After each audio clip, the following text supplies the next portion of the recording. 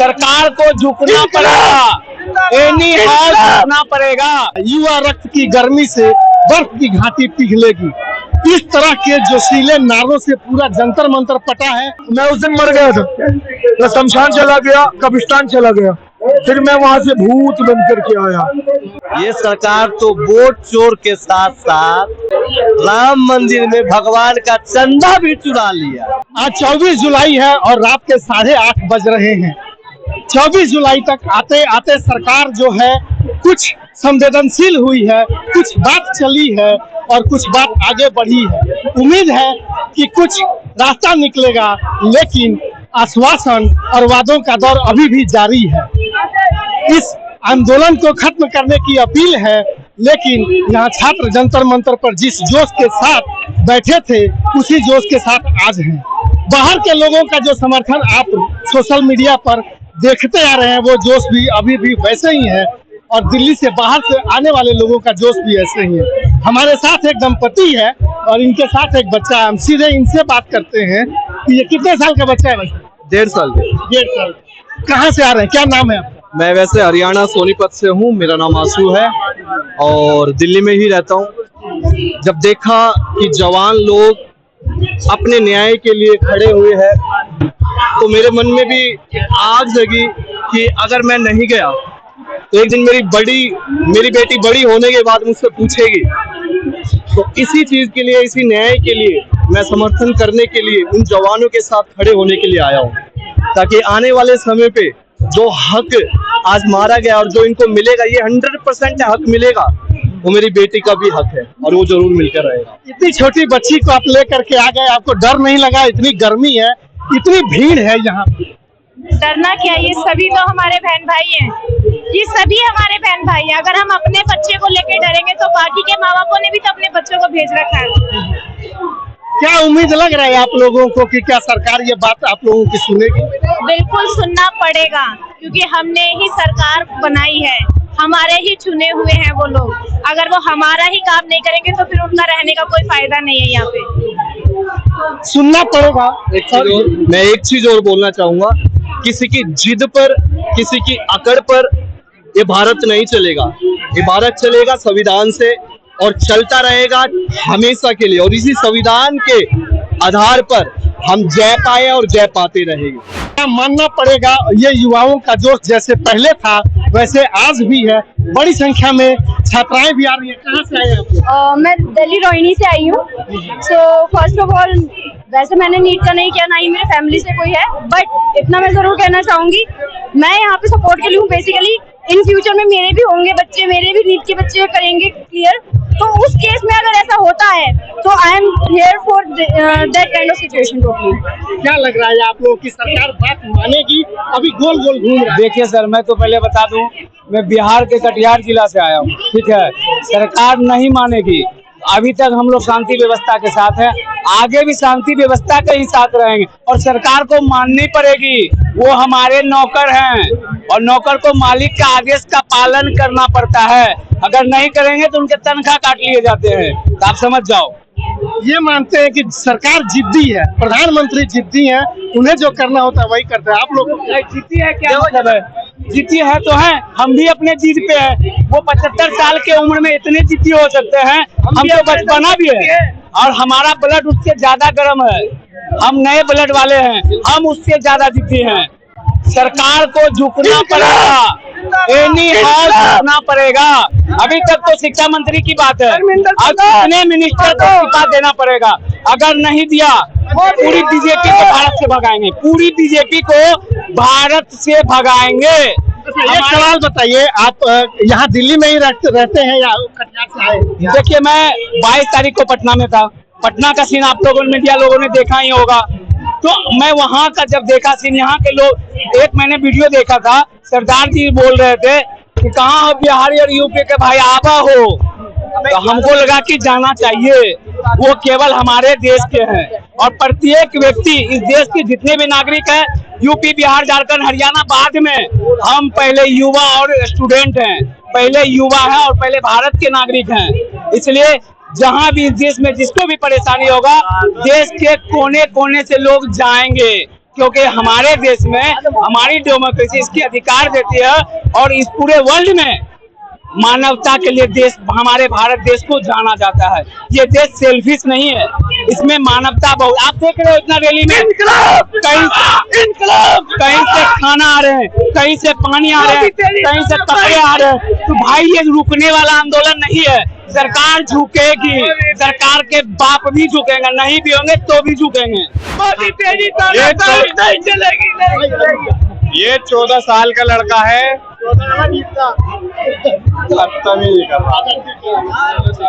इस बेचारे में बहुत बुरी गुजर रही है। इसका पेपर लीक हुआ था, अब बताइए क्या करेगा।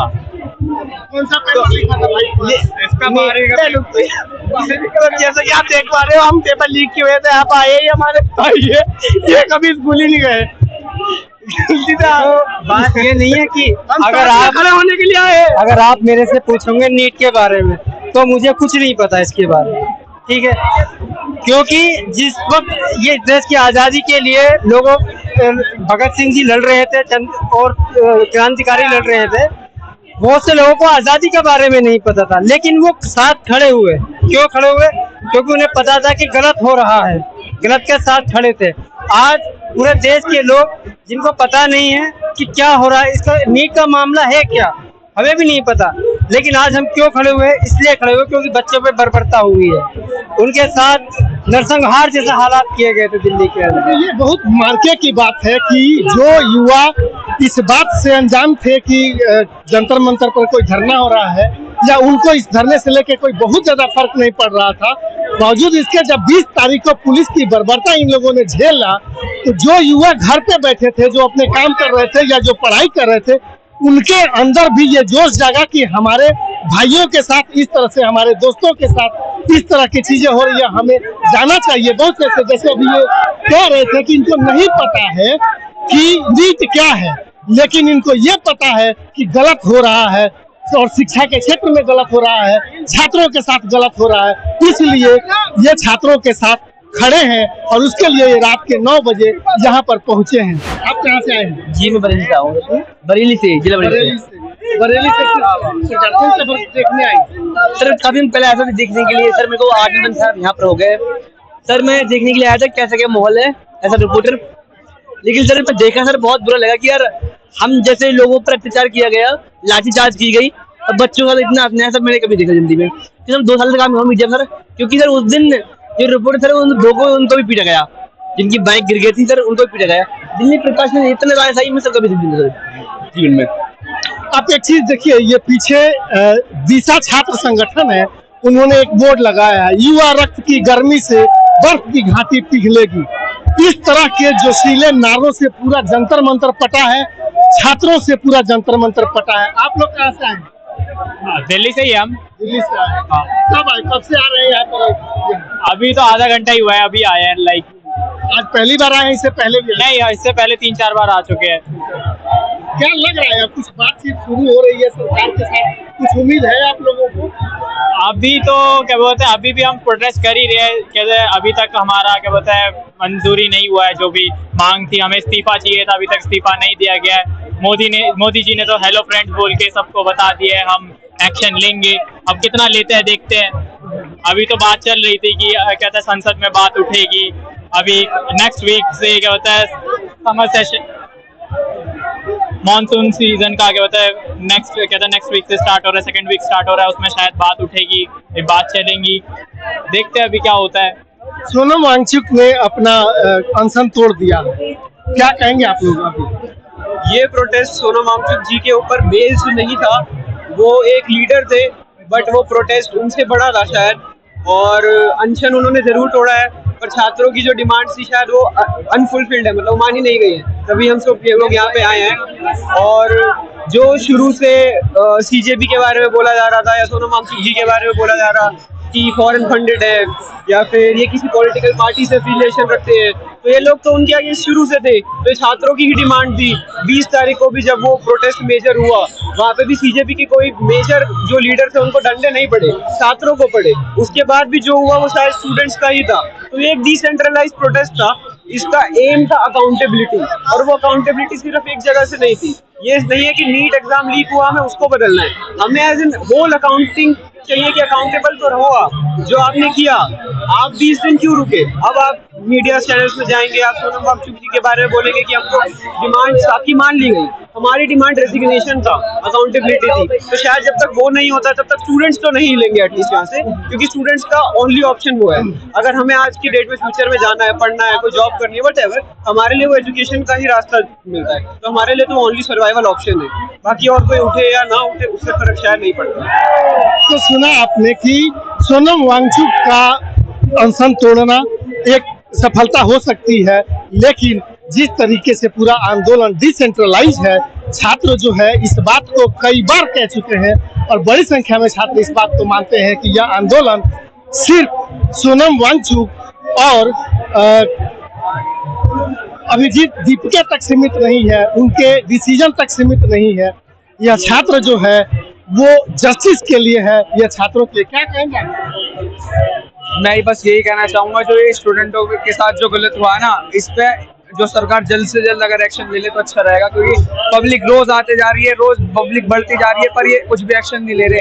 लोगों की जान को भी खतरा है, यहाँ पे इतनी भीड़ है फिर भी, और हमारे जो ये लीडर हैं जितने भी इतनी मेहनत कर रहे हैं, इनकी एक भी आवाज अभी तक नहीं सुनी गई है।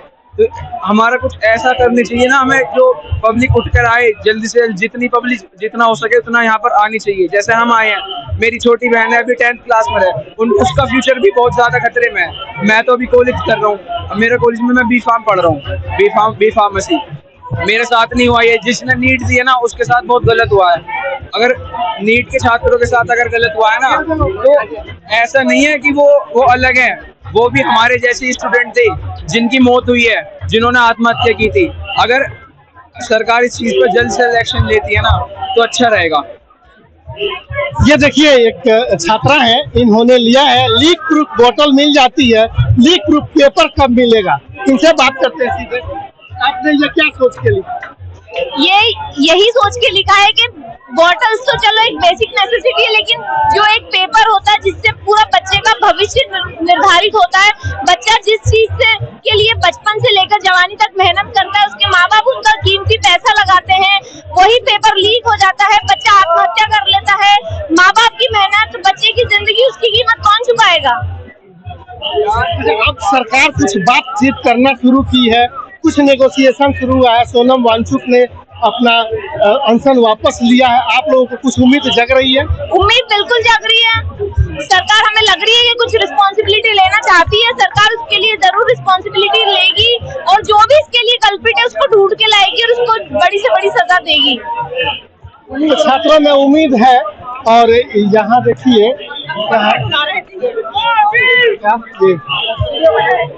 आप हेलमेट लगा करके क्यों खड़े हैं?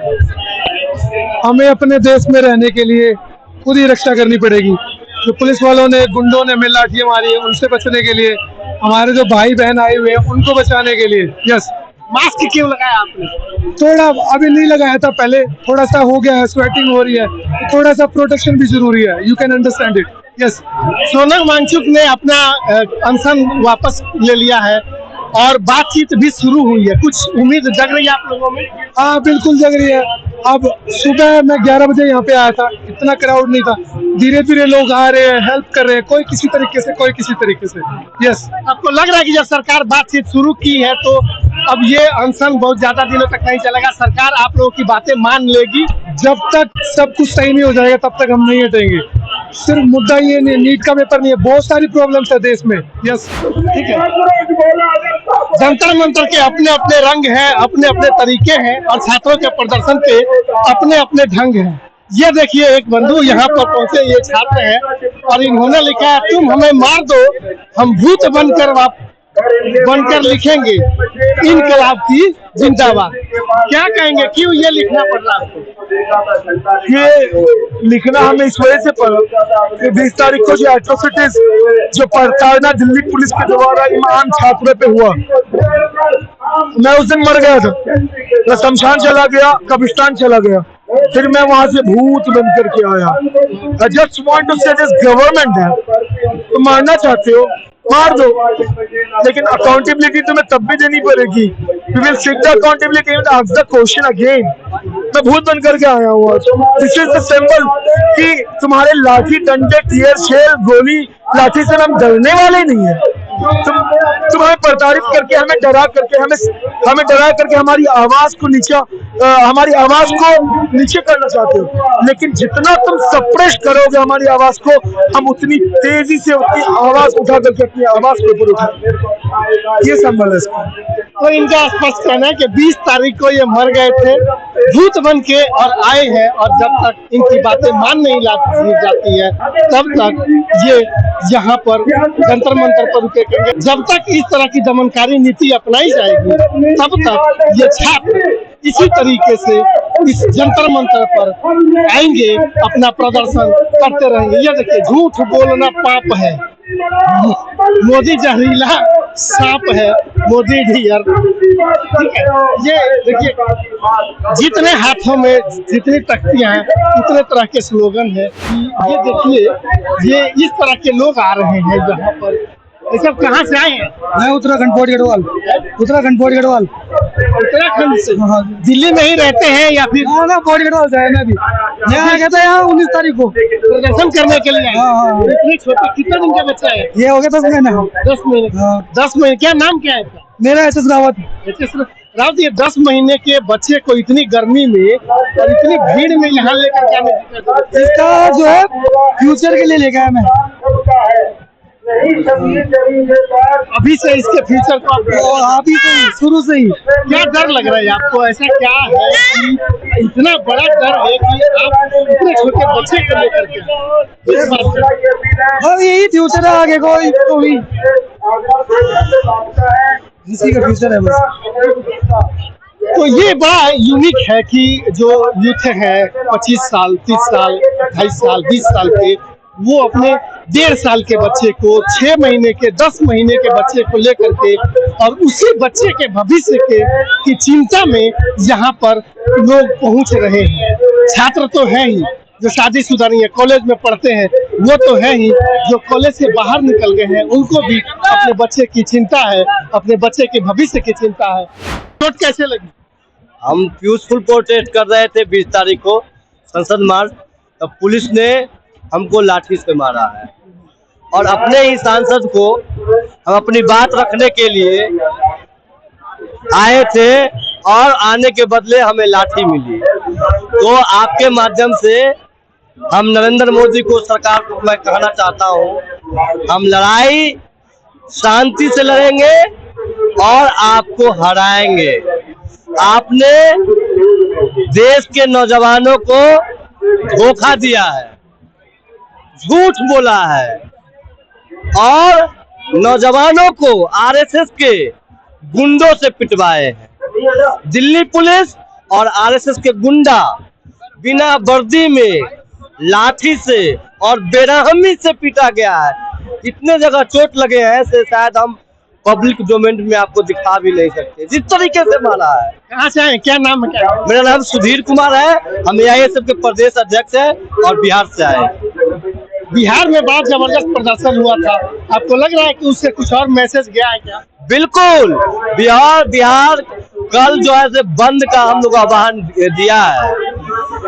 देश के अंदर जो युवाओं के साथ घटना घट रही है उसमें बिहार सहित पूरे प्रदेश के नौजवान आ रहे हैं। ये सरकार तो वोट चोर के साथ साथ राम मंदिर में भगवान का चंदा भी चुरा लिया।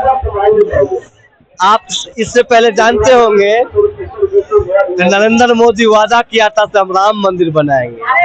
राम मंदिर बना के पूरे देश से चंदा लेके और अडानी अंबानी को सेजने का काम किया है। अब देश के नौजवान जाग चुका है और नरेंद्र मोदी को औकात पता चल जाएगा। देखिए, यहाँ पर इस तरीके से ये पोस्टर बनाए जा रहे हैं और ये न सिर्फ यहाँ इसको बना के यहाँ सुखा रहे हैं, बल्कि ये बनाने वाले हैं जो सामने बैठ के बना रहे हैं। हम इनसे बात करेंगे। तो सब ये कब से बना रहे हैं? आज 9वां दिन हो गया जी, 9 दिन हो गए 9 दिन से मैं यहाँ पे मैं भी प्रोटेस्ट कर रहा हूँ अपने पेंटिंग के जरिए जी।